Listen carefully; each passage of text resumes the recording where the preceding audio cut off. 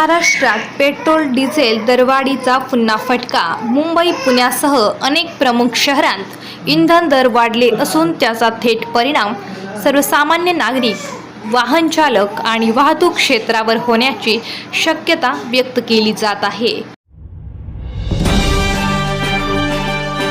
राज्यात petrol diesel तुटवड्याच्या अफवामुळे नागरिकांमध्ये संभ्रमाचे वातावरण. मात्र कोणतीही घबराट करू नका.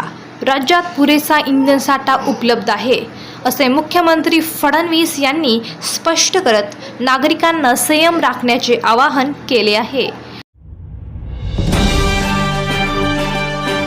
महाराष्ट्र विधान परिषद निवडणुकीच्या पार्श्वभूमीवर महायुतीत हालचाली वाढल्या. जागावाटप आणि आगामी रणनीतीवर भाजप आणि शिंदे गटात महत्त्वपूर्ण चर्चा आणि बैठका सुरू असल्याची माहिती समोर येत आहे.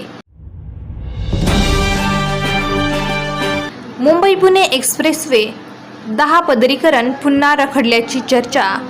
सुमारे 16,000 कोटी रुपयांच्या या महत्त्वाकांक्षी प्रकल्पाच्या कामावर प्रशासकीय आणि प्रक्रियात्मक अडथळ्यांचा परिणाम असल्याचं सांगितलं जात आहे.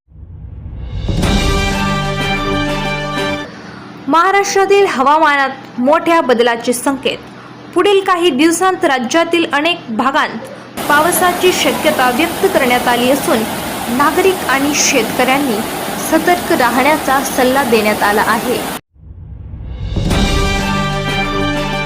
सोन्याच्या दरात मोठी घसरण. महाराष्ट्रात 10 ग्रॅम सोन्याच्या किंमती कमी झाल्याने ग्राहक आणि गुंतवणूकदारांमध्ये उत्सुकता वाढली असून बाजारात खरेदीला चालना मिळण्याची शक्यता व्यक्त केली जात आहे. राज्यात वाढत्या मागणीमुळे वीज टंचाईची परिस्थिती गंभीर. अनेक जिल्ह्यांत लोडशेडिंग वाढल्याची माहिती समोर येत असून नागरिकांसह उद्योग क्षेत्रालाही त्याचा परिणाम जाणवू शकतो.